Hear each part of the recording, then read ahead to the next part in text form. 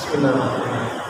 Assalamualaikum warahmatullahi wabarakatuh. Ramai ya. Sekali lagi coba biar tambah rame. Soalnya pahalanya disamakan kayak pahala ibadah wajib. Ini 70 kali lipat yang jawabnya aja wajib ya. Assalamualaikum warahmatullahi wabarakatuh. Waalaikumsalam. Udah keramaian apa? Belum lagi. Alhamdulillah. Alhamdulillahirabbil alamin. Wassalatu wassalamu ala asyrafil anbiya'i wal mursalin wa ala alihi wa ashabihi wat tabi'ina lahum bi ihsanin ila yaumiddin, amma ba'd.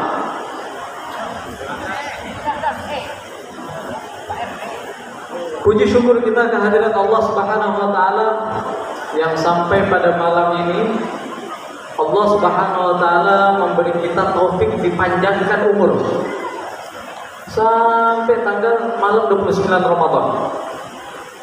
Saya pas di Amaliyah sana Pak, dengar di syuhada berapa kali innalillahi wa inna ilaihi raji'un Pak ya? Inna lillahi wa inna ilaihi raji'un. Inna lillahi ada kayak 2 kali sampai 3 kali wallahu a'lam. Hari-hari pertama tuh Pak ya. Menunjukkan apa? Allah Subhanahu wa taala masih sayang dengan jamaah Masjid Syuhada yang masih Allah beri kesempatan untuk hidup. Karena sejatinya kehidupan ini adalah sebuah perkara yang sangat dicemburui oleh Fir'aun laknatullah alaih. Kehidupan yang sangat dicemburui oleh Qarun laknatullah alaih. Bapak Ibu, kalau seandainya susah hidupnya, banyak masalah, banyak hutang, sana sini ada orang hidupnya sumpek, banyak masalah. Maka kata Imam Ghazali radhiyallahu taala rahmatullah alaih, beliau katakan datanglah ke kuburan. Orang udah banyak masalah suruh pula datang ke kuburan, ini kayaknya mau didoain mau mati gitu. Kata Imam Ghazali datanglah ke kuburan supaya merenung. Orang yang ada di kuburan itu sangat iri sama antum. Orang yang ada di kuburan itu sangat iri sama kita. La'alli a'malu shalihan fima taraktu kalla.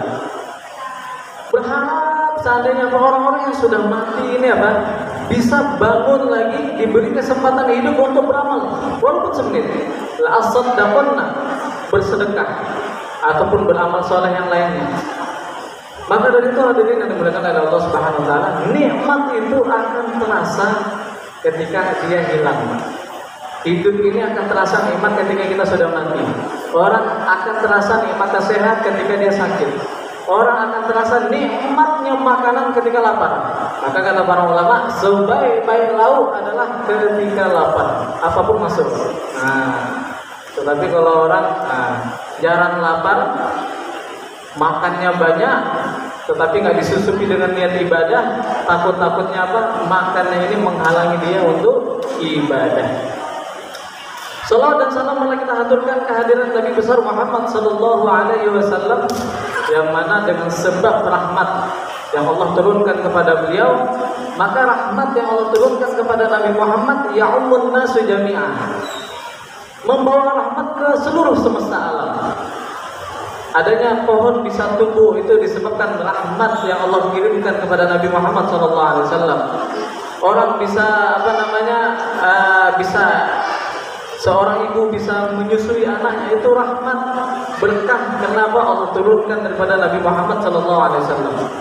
Kenapa? Sebab Nabi Muhammad sallallahu alaihi wasallam kita dibimbing oleh Allah untuk bisa nantinya dapat syafaat beliau dan yakin seluruh umat Nabi Muhammad masuk surga. Cuman masalahnya apa kata Nabi? Illa man aba, kecuali orang yang tidak mau masuk surga. Udah dikasih kuota tiket masuk surga, tetapi nolak pula, gengsi pula, sombong pula. Maka dari itu hadirin yang dimuliakan oleh Allah Subhanahu wa taala, kita berharap semoga kita menjadi umat Rasulullah sallallahu alaihi wasallam yang wajib masuk surga, enggak transit di neraka. Transit pula di neraka nanti ada titel, Pak. Orang biasa kalau alumni Timur Tengah kan titelnya LC, BSc, segala macam, MA. Ini enggak. Kalau yang dia masuk madrasah neraka jahanam, titelnya Jahannamiyun. ahli University of Neraka Jahanam. Itu nanti stempel ada di kening. Cuma nanti ketika masuk surga akan dimandikan di Telaga Kautsar, hilang stempel. Insyaallah. Biar tidak malu pula ya kan. Oh, saya ini alumni Neraka Jahanam nih. Nah, bangga pula tuh. Maka dari itu hadirin yang dimuliakan oleh Allah Subhanahu wa taala, salah satu ciri orang yang bangga masuk neraka adalah dia bangga dengan keadaan dia ketika dia berdosa dulu. Udah tobat nih. Oh, atau itu dibuka. Tengok, oh awak tuh preman. Oh, awak dulu pacaran sana sini. Bangga pula dengan maksiat yang sudah Allah tutup. Takut-takutnya nanti apa? Dia bangga pula menjadi alumni neraka jahanam. Nauzubillahi min dzalik. Insyaallah judul santapan rohani kita di penghujung Ramadan ini adalah muhasabah apa saja yang kita dapatkan di bulan Ramadan. Hadirin yang sama-sama dimuliakan oleh Allah Subhanahu wa taala. Ramadan. Dulu Pak, dengan Ramadan tiba kata Ramadan. Itu bangga, senang, bahagia. Ya Allah, masjid rame, ya, pengajian rame, sholat subuh rame. Namun makin penghujung Ramadan, sopnya makin maju. Menunjukkan Bapak Ibu pada malam 29-nya adalah hamba-hamba pilihan Allah yang dipilih Allah istiqomah sampai ke penghujung Ramadan. Seluruh masjid yang saya keliling di bulan Ramadan, syuhada yang paling banyak. Insyaallah, syuhada yang paling banyak. Yang masjid paripurna lah, yang apalah. Di penghujung Ramadan, syuhada. Nah, coba dengan anak-anaknya, walaupun sudah berkurang kata Pak Haji, awal Ramadan 2 kali lipat ini Ustaz. Tetapi memang betul namanya beras itu. Kalau kita dulu pas hidup di zaman ibu-ibu kita masih hidup, kalau ngesangreng beras, maka yang gabah akan jatuh. Dan saya yakin bapak-bapaknya adalah beras-beras yang berharga, yang tak ternilai harganya. Yang kalau dijual mahal, itulah hamba Allah, pilihan Allah, pasti dia harganya mahal. Kenapa? Dia pilihan, taruh di karung, dan akan jadi gabah. Kalau orang sudah disangreng menjadi gabah dia, maka gabah akan dikumpulkan di tengah ladang, bakal dibakar. Nauzubillahi min dzalik. Maka hadirin yang dimuliakan oleh Allah Subhanahu wa taala, dalam sebuah hadis Allah Subhanahu wa taala menerangkan melalui Rasulullah sallallahu alaihi wasallam bahwasannya kullu amal ibnu Adam lahu illa shaumun fa innahu li wa ana ajziyun bi. Seluruh amalan anak Adam itu buat dia semuanya. Tetapi satu yang spesial yaitu puasa. Puasa kata Allah itu puasa itu untuk aku. Orang kalau tahu dia puasa tidak puasa, maka yang tahu siapa? Antara dia dengan Allah. Puasa itu ibadah hati. Nampak depan orang dia puasa. Tengok ada orang, air keran tuh dingin pula, air masjid enak ya kan, wangi pula air masjid, kumur-kumur, pelan sedikit, mokel pula. Tidak nampak. Ya, tidak nampak. Tetapi puasa ini betul-betul nanti Allah yang menggaji, Pak.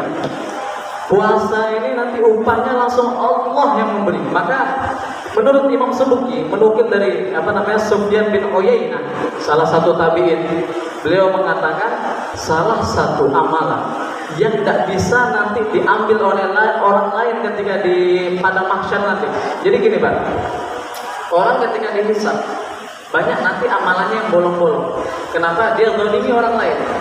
Maka ketika dia zalimi orang lain, pahala-pahalanya diambil nih. Pahala-pahala diambil sama orang yang dia zalimi. Namun ada dua amalan, dua pahala yang orang yang kita zalimi nggak bisa ngambil pahala kita. Pertama apa? Puasa. Yang kedua, seluruh amalan yang diakhiri dengan doa kifaratul majlis itu sudah distempel. Nggak akan ada orang-orang yang bisa mengambil itu. Walaupun dia punya tanggungan, kita punya tanggungan sama dia. Kita pernah zalimi dia. Ya Allah, saya minta amalan kebaikan dia. Tinggal apa? Tinggal puasa sama seluruh amalan yang diselesaikan dengan doa kifaratul majlis.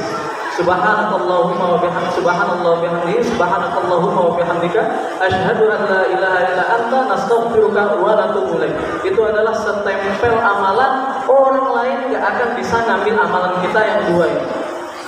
Kenapa? Yang langsung memberinya Allah. Bapak Ibu yang dimuliakan oleh Allah Subhanahu wa taala, amalan puasa ini Pak, yang amalan sunnahnya aja Allah kali lipatkan 70 kali lipat.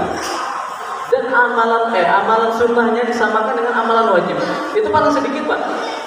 Itu paling standar dan paling sedikit. Dan amalan wajib Allah kali lipatkan 70 kali lipat. Dan itu paling sedikit.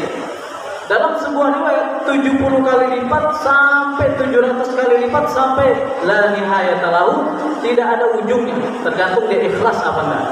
Terserah Allah. Allah memberikan stempel, Allah memberikan pengumuman di hadis Nabi masalah ibadah yang wajib itu 70 kali lipat pahalanya, itu nominal yang paling kecil. Jadi Allah Subhanahu wa taala di bulan Ramadan sedang obral pahala. Bapak Ibu yang dimuliakan oleh Allah Subhanahu wa taala, di bulan Ramadan Allah memberikan 5 kelebihan kepada umat ini yang tidak diberikan kepada umat-umat yang terdahulu.